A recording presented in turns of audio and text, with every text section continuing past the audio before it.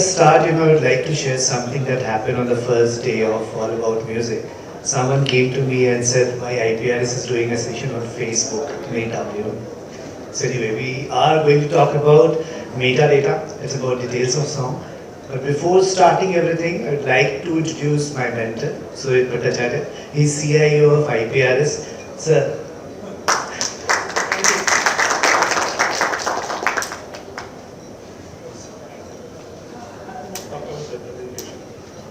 Hello, can you hear me? When I was coming to the station around this time, there was a lot of debate going in my mind. I was asking myself, why is this session at the last? Are we important enough? But then I summarized that, it's about the last word. I believe the music industry, the way it's moving today, technology driven by metadata is actually going to have the last word for the music industry. At least to link back the royalties, to create the music, to credit the creators, you really need technology and the metadata. So that kind of resolved one of my doubts. The second point is, I was listening to Mr. Dogra when he was making his presentation in the afternoon. And then when Jatnil was making, I said, hey, what do I want to talk about? Because, for you, Amit, rather than, because I'm not a speaker in any case. So I was thinking, okay, these gentlemen are covering everything. What more can we cover? Frankly, since PRS and IPRS are similar kind of societies, IPRS operating in India, PRS operating out of UK, it's almost the same thing. There are differences, of course, which Jatnil kind of pointed out. Like there are territorial differences. The most important difference, of course, is the copyright law, where the Indian copyright law is very strong, where it gives equal right to the publisher and the creators. I feel that, sir, to correct me, is that right? So I think that's a very important difference between these. Somebody being a member of IPRS is guaranteed the similar rights as the publisher in the mechanical rights as well. So that's one part. Second, when I was listening to Jatnil, I also realized there's a lot of curiosity being generated from the data perspective. People are asking about, some question of ISRCs came in, some questions on ISWCs came in, some questions on IPIs came in, the CAE as it mentioned. So if you are interested, I would like to take a couple of minutes to talk about that, but do you want me to talk about that? Do you feel that it is important for you to understand the linkage? That linkage is important, yes. But it's up to you. Okay, thank you. Amit, I'll just take a couple of minutes to talk on that. So, when we talk about IPI is not only a regional identity, which I believe we have understood. And IPI is your identification, for the creator's identification across the world.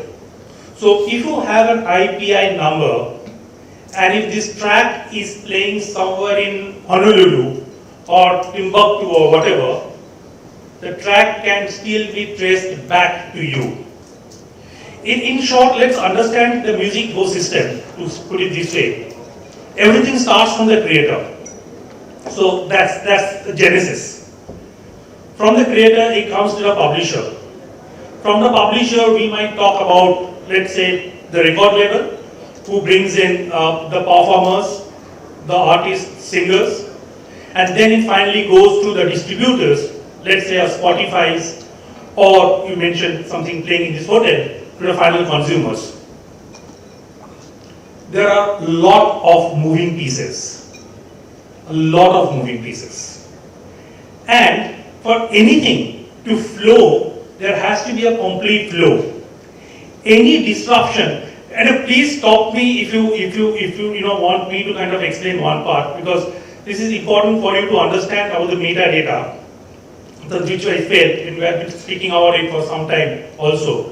These are all moving parts, but it is like a river which is moving, the flow needs to continue through, well, because at the end, when the final consumer is consuming your music, when appreciating your music, it is extremely important that it can again, now I was talking about this particular flow, now the reverse flow needs to happen too, which relates it back to you, saying you are the creator. It goes back, you are the musician, from the entire music industry perspective. Of course, we would like to get credited for the creations that we have done. This entire flow, this continuity is the bedrock, and this is exactly what metadata is all about. This is exactly when we talk about this, hieroglyphics of the ISRCs and RWCs is all about. As I said, the IPI number is an identification for a creator across the world. Similarly, I really would not like to get details into it, but I would love to maybe in some other forum. There is an IPN for the musicians and the recording artists. And similarly, there are ISNIs as well. So there are many identifiers, as we call them. And the government of India has taken a very serious note of identifying these identifiers so that it can all get linked back. They have actually taken a tremendous step to understand this particular flow of data. Now, how is this IPI related to a particular track? Okay, I have got an identity. How is this identity related to a creation that I have done? Again, let's look at one part of the jigsaw puzzle. So I have got this final music. It's a recording, right? This recording has there's some kind of a composition ID or a composition which has been finally been given a tangible shape in the recording, right? Let's start from the recording now to start with so that it is easily identifiable. So when we are talking about any kind of music that we are listening to, it's a recording we are listening to, right? This recording is known by the ISRC, which Jatnil just spoke about.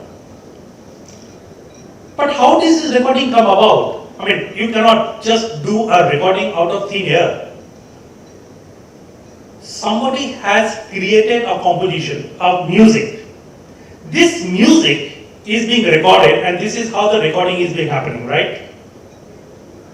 So there now has to be a link between this recording back to the creators. I already spoke about IPI. So creator identity I know. How does it get linked? This is where the most important role of an ISWC come in. The ISWC, so a particular word, so if there are creators in the room, I'm sure there are, so there is this ISWC when you create something, a music. This music will be given an identifier called ISWC. So that ISWC, every time somebody records it, if you are very popular, there will be many versions of that, and every time a new recording is being made, it gets a different ISRC. So I have got multiple ISRCs, I have got one single ISWC. Now comes the last part, where we all started from, the genesis. The genesis is the creator. Creator has this number called IPI. ISWC is linked to this IPI. So let's talk about a composition where we have got one creator and one composer and one lyricist. Each one of them will have an IPI. The ISWC will now connect these two. As Jatin mentioned, CSAC will give an ISWC only when you have got IPI for both. So now I think the picture is becoming slightly clear.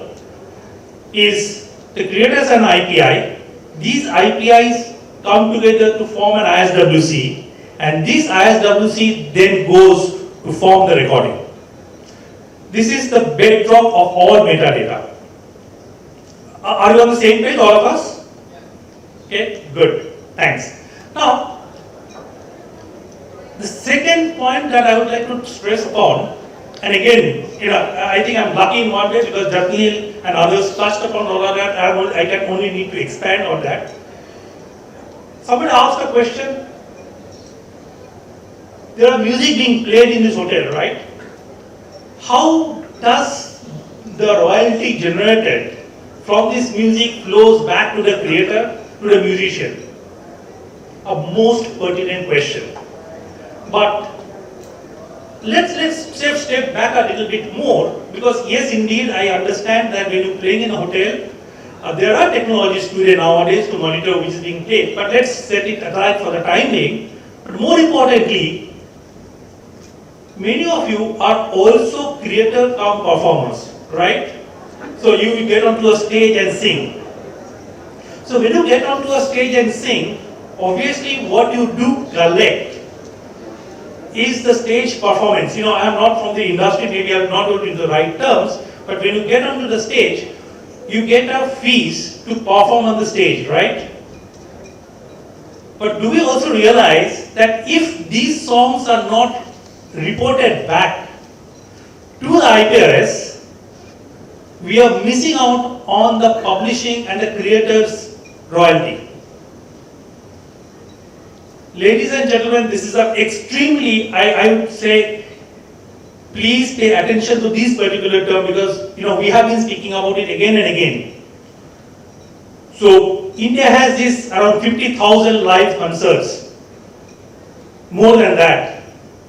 All these live concerts means there is music being played. How many of these live concerts are being monetized from the publishing side of the business, the creator side of the business? Let's pause. I'm sorry, I've been taking too much time, but this is something so important, I just wanted to talk about that rather than getting into something else. So let's pause for a moment and understand that when you are a creator and a performer, and you get onto a stage, indeed you are getting the money for performing on the stage, but obviously you are missing out on the creator's royalty. Think about your brethren next door. These people have created wonderful tracks which has made you very popular when you perform on the stage. Indeed, you are getting your fees. What about the people who have created it? If the tracks are not going back, it's not reported back to IPRS, these creators are left high and dry. They are not getting the money. And two important things are happening. Unfortunately, India, indeed, when you have the live concerts, you're supposed to get license. But again, let's say not all of them get licensed. You know what I mean. Now, the societies also need to depend on you a lot to get this reported back. You cannot have somebody know that, okay, there is some live concert going in some small city somewhere. But when this live concert is taking place and licenses are not being taken, somebody is definitely getting deprived. Point one. And I think as a music industry, it is extremely important that we realize it to ensure that the music ecosystem thrives and that person who created the music is not left out. For that, people who are performing must raise a point saying, okay, this is a set list, this is what has been performed, give it back to IPRS. Now IPRS knows, okay, this performance took place, let's license it. So at least, these people are getting recognized, they will get the credit. Point two, let's say IPRS indeed goes and licenses it. Right? Okay, we have got the money, but there is no set list. Without the set list, the money will certainly go back to the community, but it might not go back to the deserving person. What do I mean by that? And again, Jatnil has already kind of explained it. We are going to use an analogy. For that particular concert, a particular song was being played because of, let's say, user request. But that song might not be playing in a YouTube. or maybe a Spotify. So when we are doing an analogy, what we would look at, we would say, okay, is this a popular song? These are being played. This song is not there. This creator will not be considered. It's not possible for a society to consider that creator because there is no analogy, there is nothing pointing out to that creator.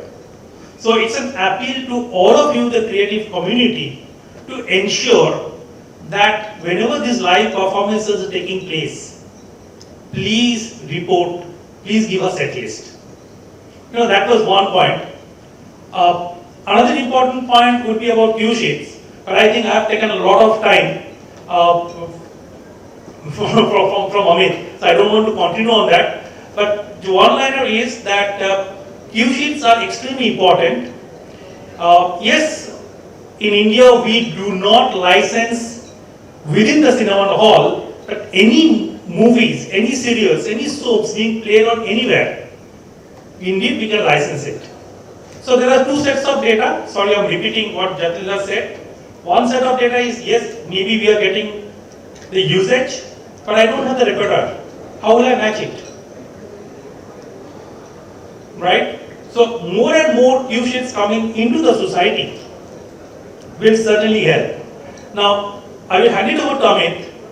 Now, these live sounds a little bit like, okay, people are talking data and stuff like that, but important point here is, this is not a very tough thing to do. IPRS conducts regular classes on Tuesdays and Thursdays, and IPRS is there for you. At any point, give us a call. Rumpa is here, Amit is here, all of us are here. Give us a call if you need what you need to do to ensure that the data is correct.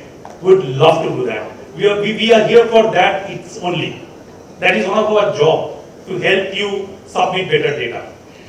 With that, this is what I wanted to talk about. Now I'll give it to Amit. If there are some questions, maybe we'll take it at the end of your presentation. Thank you, sir. Thank you. Thank you for being with me. Thank you. So first of all, I'd like to know how many of you are composer and author here. Can you please raise your hand? Okay. So the thing is, when you create a song, you spend your entire 9 days. Somebody do the Jagrata also. And when it comes to metadata, what is metadata? First of all, detail about the song. What's the name of the song? Who is the composer? Who is the author? Author means the lyricist, and who is the publisher?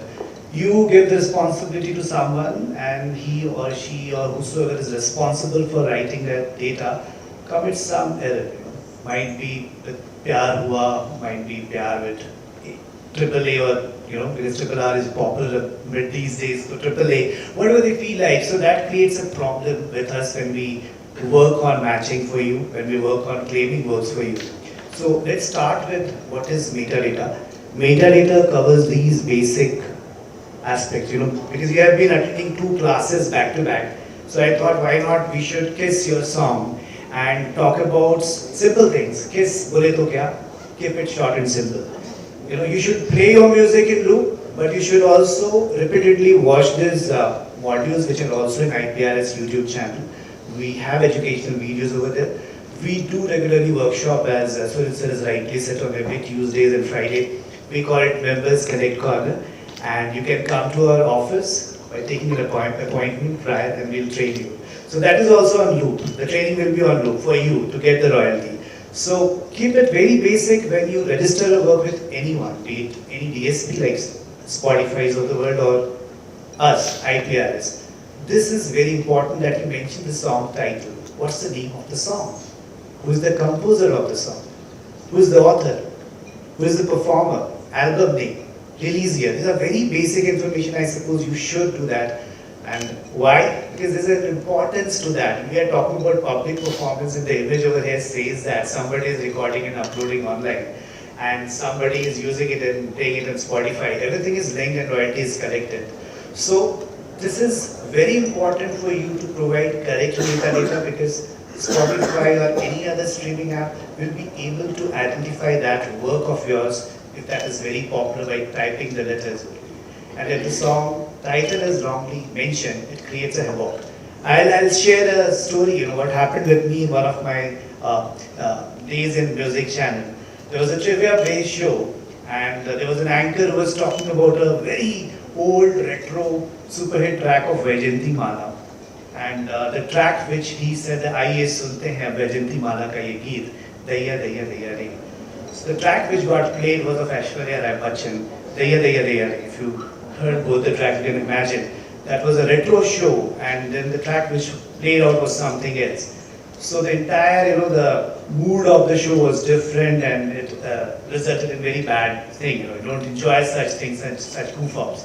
So that is how the importance of metadata is. Only song name was mentioned. Music manager could not pull out the other data like who's the composer, what's the film name. You have to inform everything to whomsoever you submit your work. Recognition not only for the song, because the song will be recognized, then only the Spotify's of the world will make playlist, or music channel will be able to hear them in their trending tracks. And you will also be recognized by that only. And everything is covered, identification is done, royalty is done, the bottom line is money, royalty. Then only you'll be able to get the money. That's the importance of metadata over here. So please do pay attention to metadata. Metadata in the age of streaming, I've been covering this. It really helps you to create a playlist. And today, AI is also helping in recommendation of songs. So I urge everyone, for independent artists also who are too much dependent on metadata if they are not marketing their track, please search and explore new songs also. Because what happens, the streaming app will recommend the song as per the genre of song you have listened. And back to back, you will be able to listen to those numbers only. So explore that with millions of songs available on these apps these days. Accurate metadata is the only way out to make your song visible in front of everyone. Our role as a society, and it has been said, we are saying it every Tuesdays and Fridays. We call it Members Connect Call. We basically help in raising awareness among our members. If you have not taken our membership, you can contact us. Our team is here, Rumpa, membership head. So you can contact her and you can take the membership. We'll be guiding you in detail how you can apply for the membership.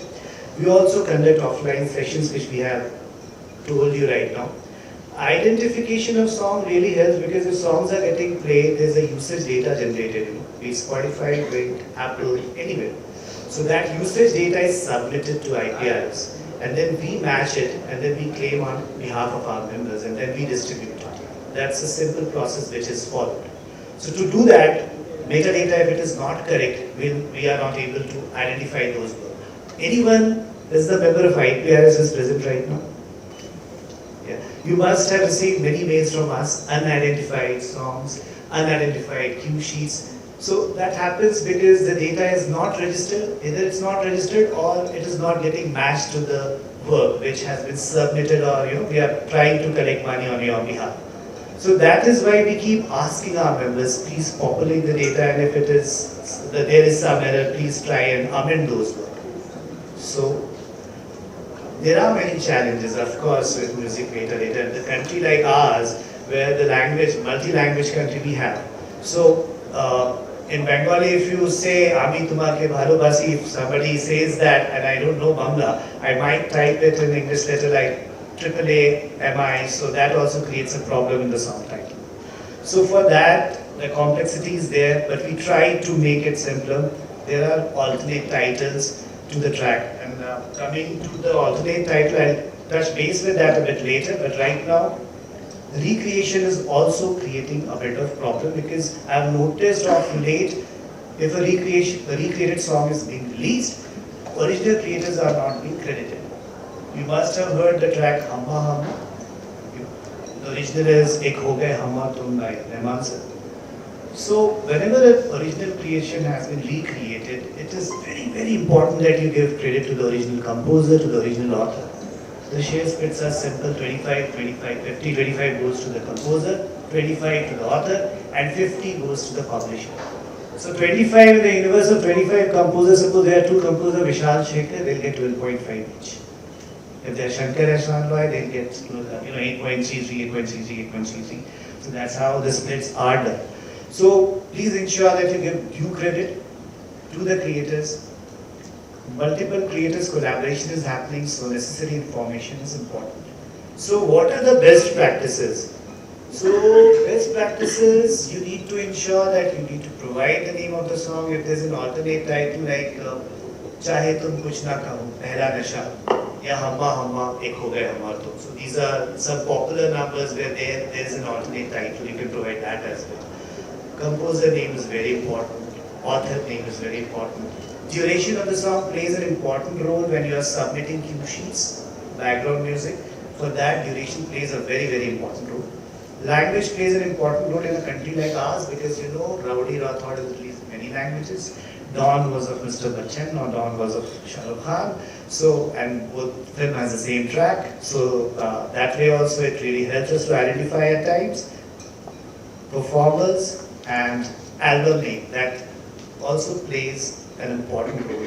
And one important responsibility of you as a member of IPRS is to check your works regularly. If your work is released, post-release of your work, submit that with IPRS, we'll register it. Apart from that, go to our portal. We have a portal also. If you are a member, you must be having the login credentials with you. If you have not received yet, please reach out to us. We'll help you with that. You can also ask for your work report, registered work report, by sending us an email. I'll be sending the email ID in the last slide. You can note it down from there. ISRC has been covered at great length, and ISWC is also. I would like to give an example by naming some of the tracks that will make you understand it in a different way. Suppose Rafi Saab track, which was released in 1960, it got released now in 2023. This track is same, it has been re-released. The ISRC will be different because it is released now. It's a sound recording, per se. So that is what ISRC in a layman's language, which Phil has covered in great length, and in the previous session also we have covered. So that's the importance of ISRC. ISWC is the International Standard Musical Work Code. Over here, there are many Hanuman Chalisas, the traditional work, or Rabindra Sangeet. So the ISWC for all those will be same, unique. But the ISRC for all the different recordings will be different. So that's the connect between ISRC and ISWC. I hope that's simple. So now talking about the public performance. Public performance, it has also been covered. If it is happening, if you see around, you have to inform and also share the list of the tracks which are being played. Now, the last slide is the conclusion and the email ID of ours. This you can note down, and if you have any query, you can reach out to us and mail us. documentation@iprs.org is my team's email ID. If you need to check your work reports, you can ask for that, we can share, and if you are unable to log in our portal, please mail it to membership@iprs.org. And anyone who has not taken the membership, they can reach out to us. If you have any question, please ask. Yes, please.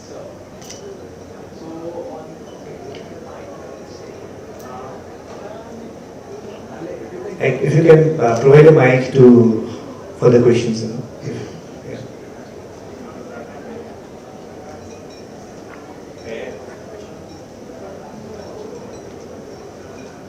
Okay, can you hear me? Yeah.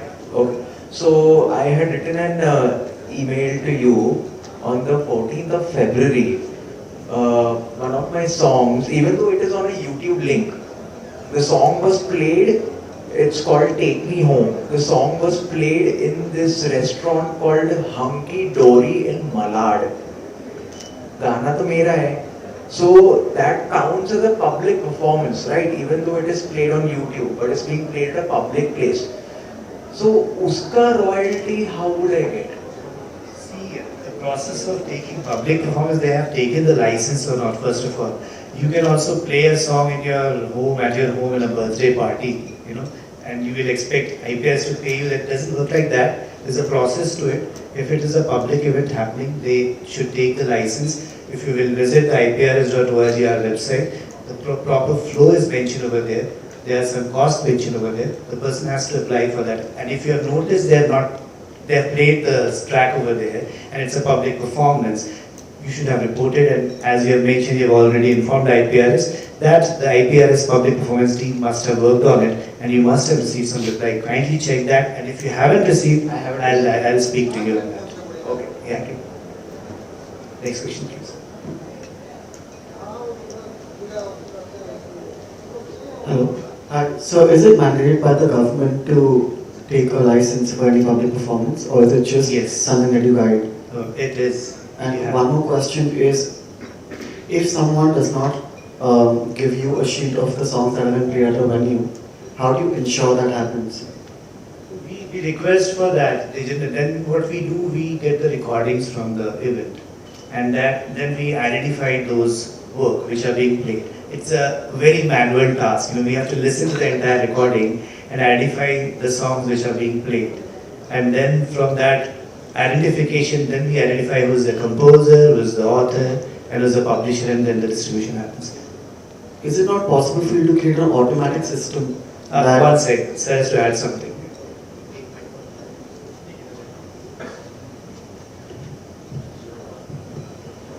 Yeah, I'd like to clarify one part. It is mandatory to take license. Definitely yes, but also as per the regulations for any kind of events which is connected to government or religious functions, then license is not required. And when we talk about religious functions, weddings are also included. Yes, wedding, 7 days wedding, the entire 7 days, whatever music is being played, unfortunately, do not require any license. And on the second point is, if the restaurant does not give us a set list, or that venue does not give us a set list, it indeed, maybe in exceptional cases, we might be able to get it. We are also exploring with the DJ monitor, we are in discussions with them. But please understand, it's humanly almost impossible to get those set lists, simply because many of these venues do not even allow us to put that device into their premises. So the best option that we have is when they voluntarily give us the set list. I just wanted to clarify that. Hello. Yeah, while thinking of alternative titles, should I be thinking what other people might call my song to be? Because the cue sheets... It's solely up to you, right? All tracks can't have an alternate title. How it gets popularity, it can happen that after a couple of weeks or months of the release of the track, you realize that this track is popular with this particular line of that particular track.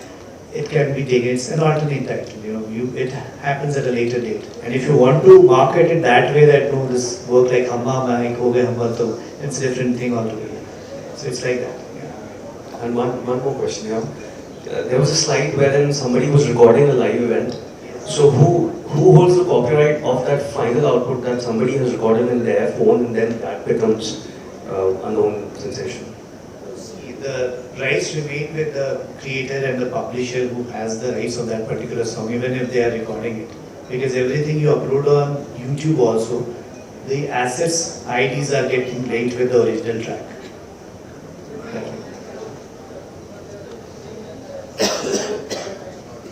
Just to also clarify, when there's a live event, if you film it, you cannot release it without the performer's consent. Okay, there's something called a performer's right. So any recording made of any of the performance, it could be a stage performance, it could be a recording in a studio. A performer has a right called a performer's right. The performer's right has to be obtained before you can release the product. One last question.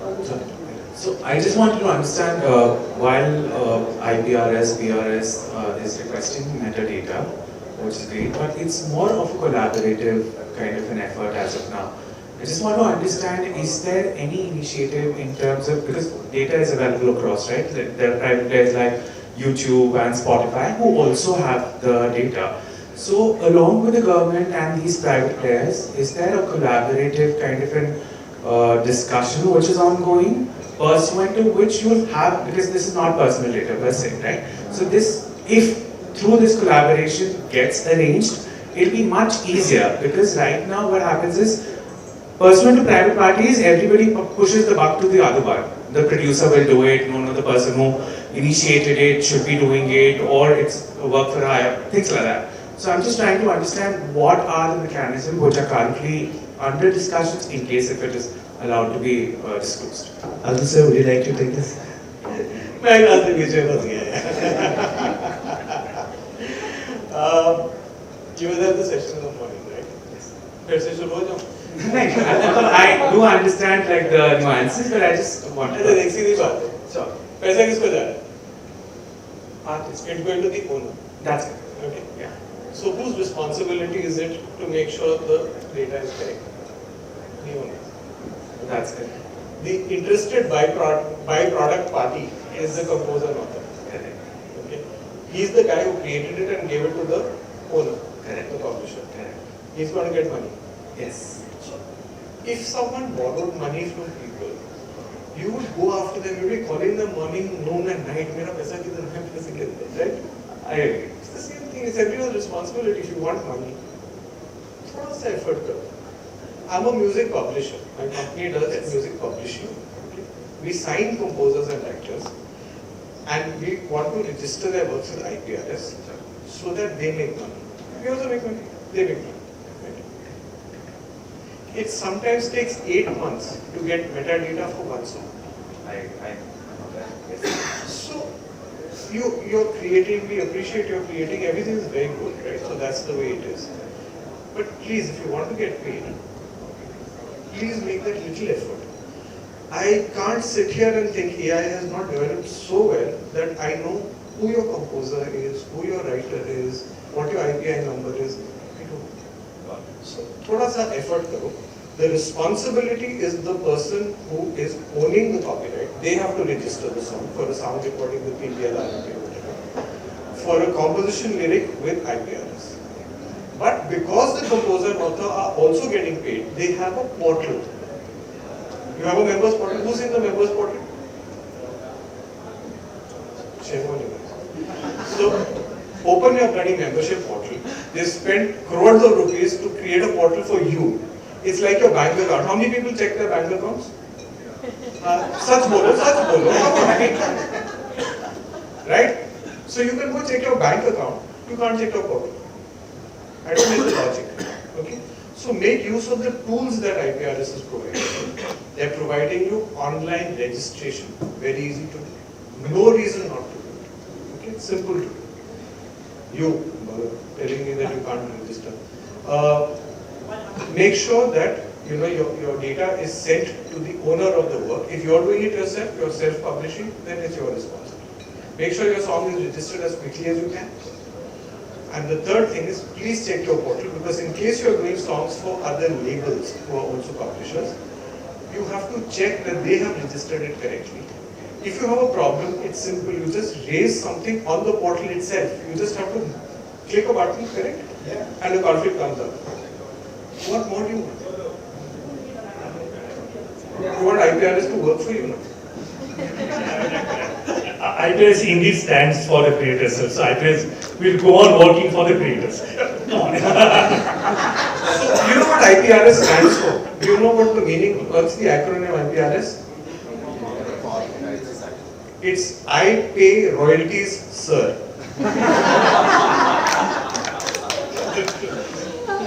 Okay. The reason I wanted to talk about this is, see, there are publishers and there are creators. I strongly suggest that as a creator, go onto the portal, check if the work is there. Indeed, as Atul sir has clearly mentioned, maybe it's not your responsibility to kind of register the track, but it's definitely a publisher's responsibility.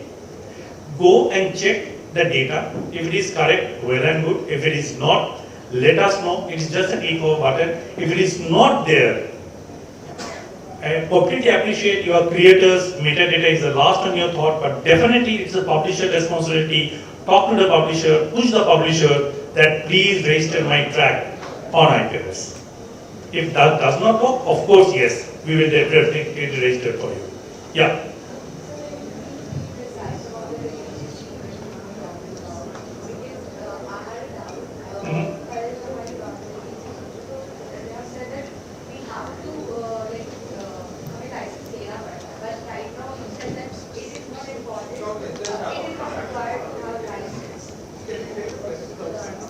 Yeah, we'll do that. And secondly, Let's take it outside. We'll take it outside. We'll take it. Second session is about to begin. Thank you so much. You have been a lovely audience. Thank you.